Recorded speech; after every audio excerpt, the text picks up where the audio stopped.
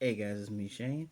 I'm here to give you another Christmas movie review and give you an oldie but goodie. Here's a hint. Yeah, that's right. I'm reviewing Home Alone, the first Home Alone. I promise I'm going to try to make this in under 12 minutes. So, I hope I get all my points out. So let's just get right into it. Just for those who don't remember Home Alone, the movie that I believe jump-started Macaulay Culkin's career. It's a technically a John Hughes movie. Well, John Hughes is the producer. I got notes between here and here. So uh, it is a produced by John Hughes, directed by Christopher Jack Columbus. Just screw original Christopher Columbus.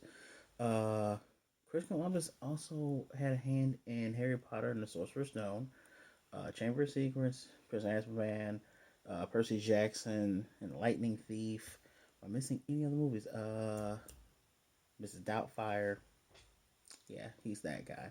And we all should know who John Hughes is, right? John Hughes made, was it Breakfast Club, Pretty in Pink, 16 Candles, Mr. Mom, Ferris Bueller's Day Off, uh, Planes, Trains, and Automobiles, National Lampoon's Christmas Vacation, Dennis the Menace, I think that's everything from the top of my head. 16 Candles, if I haven't said that one already. Uh, John Hughes, a legend. If you like films, please watch a lot of his old 80s films.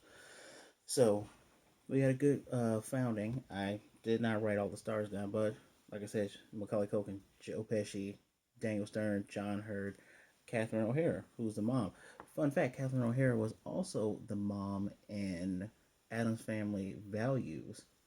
Yeah, she was a stuck-up girl's mom.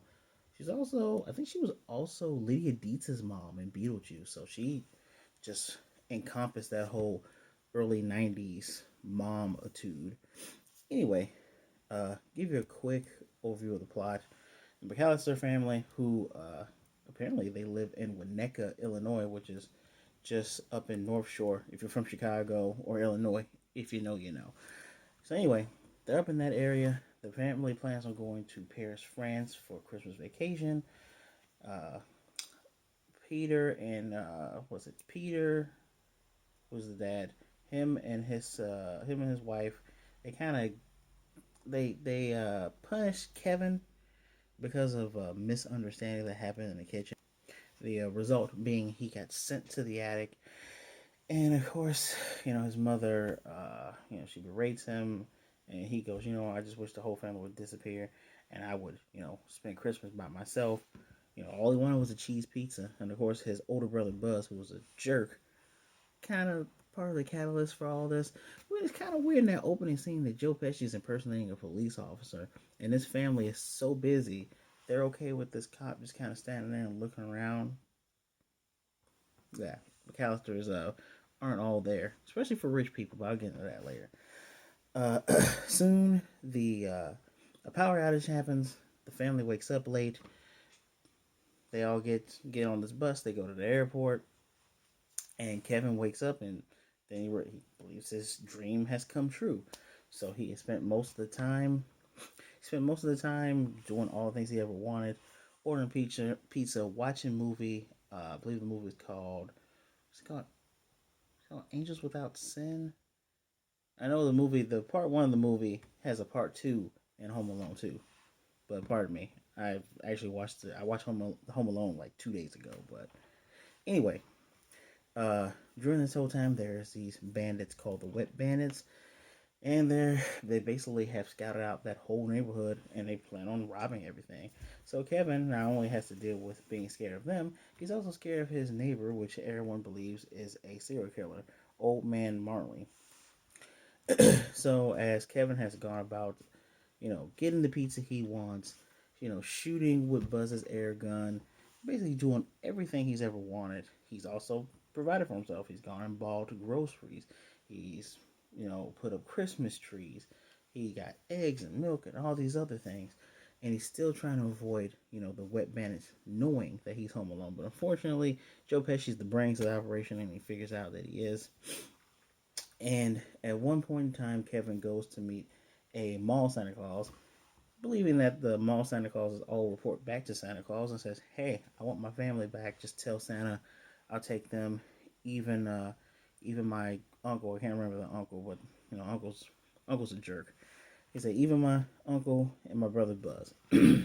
So along the way, he goes to mass, and in mass he sees old man Marley, and they have a really good heart-to-heart conversation. He realizes that the guy's not mean, the guy's not evil. He didn't kill his family. Just he had a misunderstanding with his son, and him and his son have never spoken. He misses his granddaughter, he misses his son, and Kevin says, "Why don't you just give him a call? You will never know. You always stay afraid of calling him, and at least if you call him, he tells you, you know, don't ever talk to me again. At least you know." Kevin likened it to him being afraid of the furnace, which he had been afraid of at least twice in this movie. And he finally got over his fear just so he can do the laundry. Very grown up for, I think he's 10 years old in this movie. Very grown up for a 10-year-old. And at this point in time, he leaves church and the infamous setting all the traps for the wet bandits. He's almost a psychopath. He burns Joe Pesci's head. He makes them fall on black ice. Uh, I believe there's the tar and feather scene. He brands Joe Pesci's hand with the M. Just Marvin here, just they get it real bad, and eventually he needs to be saved by the old man, which he is saved, and the wet bandits go off to jail. Well, throughout this whole entire time, his mom, she realizes as soon as they get on the plane, Kevin's gone. So she flies back from Paris to Scranton, Pennsylvania, where she is stuck and she is trying to barter with people. She wouldn't give up expensive old watches and all these other things just to get closer to being with her son so he's not home alone on Christmas. And throughout her travels, she barters with an older woman who has children, and she convinces her husband. But all the while she's arguing with not a TSA agent, but the attendant at the front desk who's saying, we got something for tomorrow. I'm really sorry. Uh, a poker player named Gus, played by John Candy, famous John Candy, says, "You know what? We got to go to Iowa. You're going through Illinois, right? You're going close to Chicago. We'll drop you off." So at the end of the movie, mom shows up. Kevin's happy. The family shows up because they took the next flight out as soon as they could. And while everyone was lamenting, well, I guess we can have Christmas here, but we don't have anything, Kevin said, "I bought food and everything." But of course, Buzz realizes that Kevin had also destroyed his brother's room. So, yeah. And that is a quick plot overview. Literally skipped over a lot of fun parts. If you have Disney Plus, it's on Disney Plus. If you don't, you might be able to catch it on Freeform. It's going to be coming on. They have the 25 Days of Christmas. I've been kind of watching it on and off, as well as another of my favorite movies. So, this movie, we're going to talk about it's all about being left home alone. I think all of us at one point in time in our life, we're just kind of tired of being drugged around by our parents, or drug along with your mom, and just say, just leave me at home. And when you finally are left at home, you feel that freedom.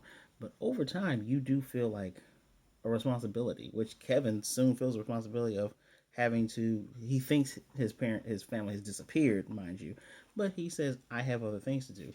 And us being children, you probably had to do chores, make sure that things were vacuumed, things were washed, things were clean.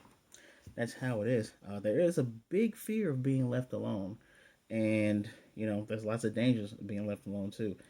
As we've seen with the wet bandits, anything could have happened to Kevin. He literally could have hurt himself with one of the traps he set up. He literally could have. The wet bandits could have killed him if they wanted to. Could have abducted him. It's pretty sad. And at the same time, the mother, Kate, she intrigues me in this movie. It's kind of weird. She feels like something's off all while they're going through the airport, and she's like, "I feel like I left something," and doesn't realize that her son is gone until they're on the plane. You know, at least she cares. I don't know about the dad. You know, whatever. The uncle, his uncle, I forget his uncle's name. I always want to call him Buck, but that's not Uncle Buck. His uncle, who's a jerk. You see more of him being a jerk in the second movie. No one really cared except for his sisters and his mom. At least give her credit that she could feel that her son was gone, even though it was too late. This, the fact that they live in a rich neighborhood and they're very affluent and they're very forgetful is also kind of an issue I have with this whole entire family. Like you're okay with the police officer standing right there. You're so much in the hustle and bustle of things that there's a complete stranger in your house. I don't care if you believe it's an officer. There's a complete stranger, and Kevin is the only person that's like, this dude seems weird. Since when do police officers have gold teeth? If you're a police officer watching this, if you have a gold tooth, please leave a comment down below. But yeah, it's I hate to say it like this, but it's rich people being neglectful. The movie, all in all, is trying to tell us the main thing about the holidays is to be with your family, to love each other, to understand each other. This movie, more so than the second movie, does feel like it's a bit of a misunderstanding, but Kevin gets to grow from it. So, I think the movie's called Angels with Deadly Sins. That's the name of the fake movie that he's watching. Kind of wish it was a real movie. Anyway, guys, there you go. That is my review in under 12 minutes. Uh, it's a staple. I can't give it a rating out of 5 because it's a staple. You know, if you don't watch this, you're gonna watch two, or you're gonna watch them together back to back. Don't watch any other Home Alone after Home Alone 2. I'm just telling you that. Anyway, I really hope you enjoyed it. Let me know. Do you love Home Alone? Is it one of your favorite movies? Is it one of your favorite Christmas movies? Do you watch it every year? How often do you watch it? And are you a fan of Macaulay Culkin? I know I am. I know I definitely was. Been a lot of good stuff. So please remember to like, comment, and subscribe.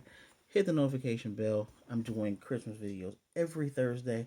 Remember, Christmas is on a Friday this year. So remember to also share the video so other people can hear our thoughts and what we think about these movies and do some reflecting and retrospective on Christmas movies.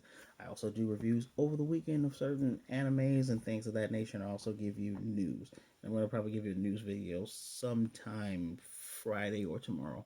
So, guys, as always, be good, be blessed, wash your hands, wear your mask, Black Lives Matter, and I would definitely see you next time.